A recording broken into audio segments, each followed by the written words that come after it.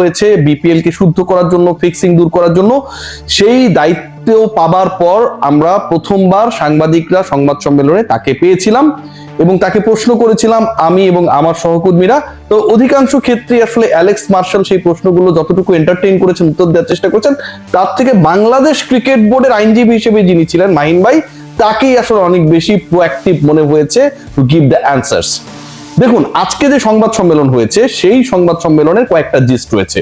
প্রথম কথা যেটা, সেটা হচ্ছে অ্যালেক্স মার্শাল, এনামুল বিজয় সহ যে 9 জন ক্রিকেটারকে অভিযুক্ত করা হয়েছে এবং অভিযুক্ত করা এই ক্রিকেটারদেরকে upcoming edition of the BPL এ অংশ না নেবার সিদ্ধান্ত বাংলাদেশ ক্রিকেট বোর্ড নিয়েছে।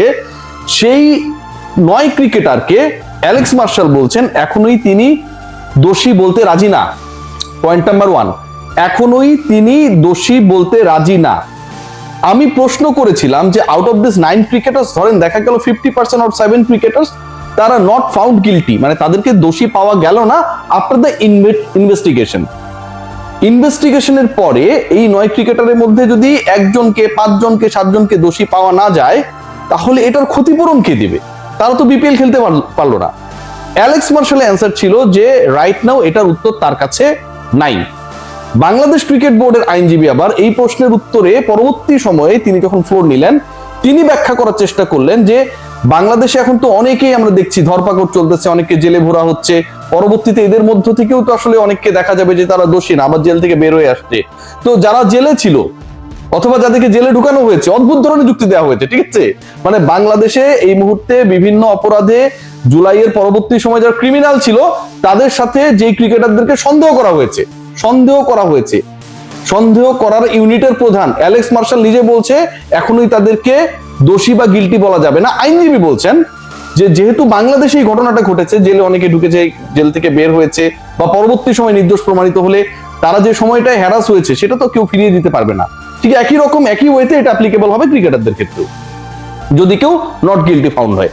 আপনারা ভাই প্লিজ মাথা দিয়ে একটু চিন্তা করে দেখেন। আসিফ নজরুল স্যার আমার ইউনিভার্সিটির অধ্যাপক এবং এই মুহূর্তে তিনি যুব ক্রীড়া মন্ত্রণালয়ের উপদেষ্টার দায়িত্বে রয়েছেন, আইনের মানুষ।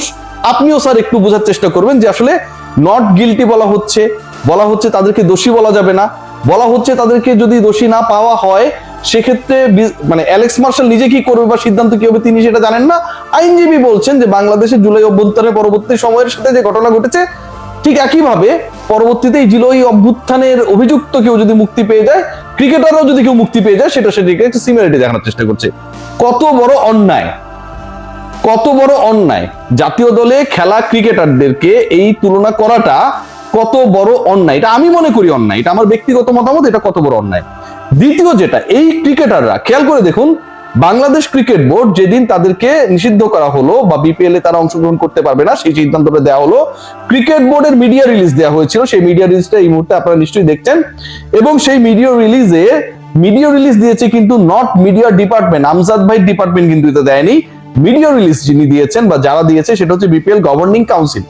যেই গভর্নিং কাউন্সিলের প্রধান হচ্ছে স্বয়ং বোর্ড প্রেসিডেন্ট ফারুক আহমেদ, আমিনুল ইসলাম বুলবুল, এবং যেই বোর্ড গভর্নিং কাউন্সিলের সদস্য সচিব ইফতেখার রহমান মিঠু আজকে সংবাদ সম্মেলনে, যেখানটা সংবাদ সম্মেলন হচ্ছিল তার পাশে চেয়ারে বসেছিলেন।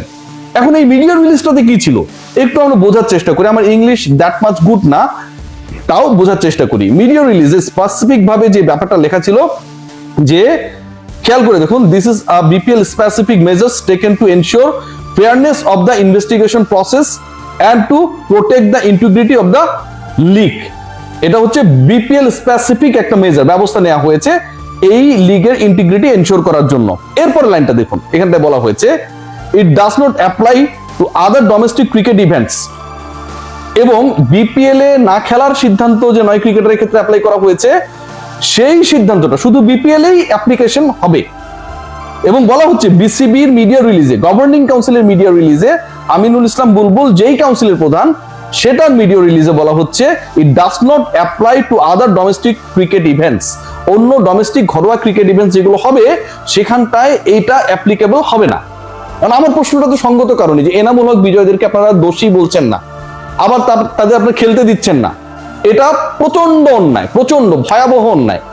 তাদেরকে আপনি দোষী বলছেন না কখন? তার মানে আপনার কাছে যে এভিডেন্স গুলো রয়েছে, পরবর্তীতে বলেছেন যে অনেক এভিডেন্স রয়েছে, অনেক এভিডেন্স থাকলে আপনারা দোষী বলবেন না। এতগুলো সাংবাদিকের সামনে আপনারা যখন সংবাদ সম্মেলনে আসলেন যাদেরকে গিলটি বা দোষী বা সাসপেক্ট মনে করা হচ্ছে, তাদের ব্যাপারে আপনার যদি অনেক এভিডেন্স থাকে, 900 পেজের সেই রিপোর্টটা দেওয়া হয়েছে, I pay my full respect on that report and the committee, তাহলে আপনি কেন দোষী বলবেন না? Point number 1। পয়েন্ট নাম্বার 2, যদি তারা দোষী না হন, তারা তাহলে বিপিএল কেন খেলবেন না? পয়েন্ট নাম্বার 3, তারা যদি বিপিএল না খেলতে পারেন, তাহলে তারা কিভাবে অন্য ডোমেস্টিক টুর্নামেন্টে খেলতে পারেন? আপনি যেই সংশয়ের কারণে, শঙ্কার কারণে, ফেয়ারনেস এনশিওর করার কারণে বিপিএল এর মতো টুর্নামেন্টের ফেয়ারনেস আপনি এনশিওর করতে চান, তাদেরকে খেলতে দেবেন না, কিন্তু আপনি অন্য ডোমেস্টিক টুর্নামেন্টে ফেয়ারনেস তাদেরকে এনশিওর করতে চান না? নাকি এনামুল হক বিজয় সহ যে 9 ক্রিকেটার যাদেরকে আপনারা দোষী মনে করছেন, তাদের ব্যাপারে উপর থেকে একটা ওহী নাজিল হয়েছে যে ঠিক আছে বিপিএল ওরা 2 নম্বরই করবে, অন্য টুর্নামেন্টে তারা হচ্ছে ভালো হয়ে যাবে? এরকম কি কোনো কিছু? এই যে ঘটনাটা ঘটেছে, বাংলাদেশ ক্রিকেট বোর্ডের মিডিয়া রিলিজটা আপনাদের সামনে আমি একটু আগে পেশ করলাম। বাংলাদেশ ক্রিকেট বোর্ড বলছে এই কথা যে তাদেরকে অন্য টুর্নামেন্টে খেলতে দেয়া হবে। এরপরের মজার অংশটা যেটা, সেটা হচ্ছে আইনজীবী মাহিন ভাই, তিনি আজকে যেটা ব্যাখ্যা দিয়েছেন যে মিডিয়া রিলিজটা দেওয়া হয়েছিল from the Bangladesh cricket board and the governing council, এই মিডিয়া রিলিজের ব্যাখ্যাটা ঠিক নেই। মানে মিডিয়া রিলিজ যেটা দেওয়া হয়েছিল এনামুল হক বিজয়দের ব্যাপারে, যে it does not apply to the other domestic tournament, this is incorrect. Mahin ভাই বলছেন এটা যখন যেই টুর্নামেন্ট আসবে, তখন সেই টুর্নামেন্টের উপর ভিত্তি করে ডিসাইডেড হবে যে এনামুল বিজয়, মোসাদ্দেক সৈকত সহ অন্য যে ক্রিকেটাররা রয়েছে তারা ওই টুর্নামেন্টে, ওই ঘরোয়া টুর্নামেন্টে খেলতে পারবেন কি পারবেন না। বিসিবি একবার বলছে তারা অন্য টুর্নামেন্টে খেলতে পারবে বিপিএল ছাড়া, আবার বিসিবির আইনজীবী আজকে বলছে যে তারা অন্য ঘরোয়া টুর্নামেন্টে খেলতে পারবেন কি পারবেন না এটা নিশ্চিত না। আচ্ছা, সেটা যদি হয় তাহলে যখন বিপিএল গভর্নিং কাউন্সিল এই লেটারটা পাঠালো, এই মিডিয়া রিলিজটা পাঠালো, যেটা একটু আগে দেখছেন, যে তারা অন্য ঘরোয়া টুর্নামেন্টে খেলতে পারবেন, ধরে নিলাম মাহিন ভাই ঠিক, যে যেহেতু এই মুহূর্তে তাদেরকে সাসপেক্টেড মনে করা হচ্ছে, তারা অন্য ঘরোয়া টুর্নামেন্টে খেলবেন কি খেলবেন না সেটা ডিসাইড করবে ওই পার্টিকুলার টুর্নামেন্টের আয়োজক যারা তারা। এখন এই মিডিয়া রিলিজ বা তাদেরকে লিস্ট থেকে বাদ দেওয়ার 2 দিন পরে তো এনসিএল এ এনামুল হক বিজয় সহ অন্য ক্রিকেটাররা খেলেছে, national cricket league organised by Bangladesh cricket board. Bangladesh cricket বোর্ডের বিপিএল এর আগে এবং তারা নিষিদ্ধ হবার পরে যেই লিগটা চলছিল, সেই লিগে গিয়ে এনামুল হক বিজয়রা খেললেন। বিপিএল এ আগের লিগটায় তারা খেললেন, যখন এটাকে ডিসক্লোজ করা হলো এই 9 ক্রিকেটার খেলতে পারবে না, ডিসক্লোজ করার পরে এনসিএল এ তারা খেলেছেন, রান করেছেন, ব্যাট করেছেন, উইকেট পেয়েছেন, কিন্তু তার পরবর্তী সময়, তার কিছুদিন পরে যে বিপিএল আসবে সেখানটা আবার তারা খেলতে পারবেন না। বাংলাদেশ ক্রিকেট বোর্ড কেন্দ্রিক যে ডিসিশন এবং বিপিএল গভর্নিং কাউন্সিল কেন্দ্রিক যে ডিসিশন গুলো, এগুলো ভাই যে কোনো ধরনের ফানকেও হার মানায়। আমরা কেউ বিজয়ের পক্ষে বা বিসিবির বিপক্ষে না, অথবা বিসিবির বিপক্ষে বিজয়ের পক্ষে না, কিন্তু একজন ক্রিকেটার বা একদল ক্রিকেটারের ব্যাপারে আপনি যখন এরকম একটা সিদ্ধান্ত নেবেন, তখন আপনাদের মধ্যে এত কনফিউশন কেন?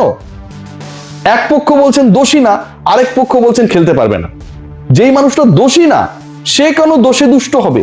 পানিশমেন্ট তো তার ক্ষেত্রে অ্যাপ্লিকেবল, যে হচ্ছে ওই দোষটা করেছে। আমার মাথায় আসে না আজকে যে ঘটনা ঘটেছে, যেভাবে এটার ব্যাখ্যা দেওয়া হচ্ছে, অ্যালেক্স মার্শাল যেভাবে বলেছে যে এরা যদি নির্দোষ প্রমাণিত হয়, তাহলে আসলে এটার ব্যাপারে কি হবে এটা আমার জানা নেই। এমন কথাও বলা হয়েছে যে আগামী 6 মাস 7 মাস পরে ব্যাংক ট্রানজেকশন এটা ওটা জেনে তারপরে তারা হচ্ছে সিদ্ধান্ত নেবে। ভাই, একটা মানুষের ব্যাংকে কয় টাকা ট্রানজেকশন হয়েছে এটা জানার জন্য একটা জাস্ট ওই মানুষটার ওই ব্যাংক অ্যাকাউন্ট ডিটেলস আর মোবাইল নাম্বারটা জানলেই হয়। এনামুল হক বিজয়, মোসাদ্দেক হোসেন সৈকত সহ অন্য যে ক্রিকেটারদেরকে ব্যাপারে প্রশ্ন উঠেছে, সেই ক্রিকেটারদের ব্যাংকিং ট্রানজেকশন কি হয়েছে এটা জানার জন্য বাংলাদেশ ক্রিকেট বোর্ডে এতদিন সময় লাগছে। 1 বছরের এই কমিটি গঠন হওয়ার পরে 920টা রিপোর্ট দিল, ব্যাংক ট্রানজেকশন কি হয়েছে, ব্যাংক ট্রানজেকশনে স্পেসিফিক ভাবে বলা হয়েছে, সেই ব্যাপারটা আমরা এখনো বের করতে পারলাম না।